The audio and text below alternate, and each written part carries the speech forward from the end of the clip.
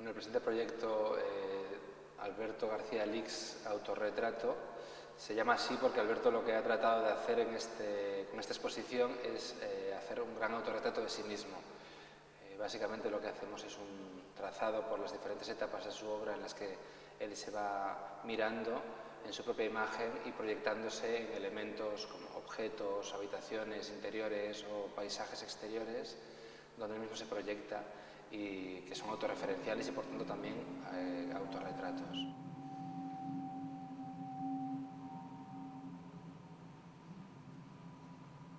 Quiero expresar en la luz, quiero verme bajo esa luz y esas formas, pero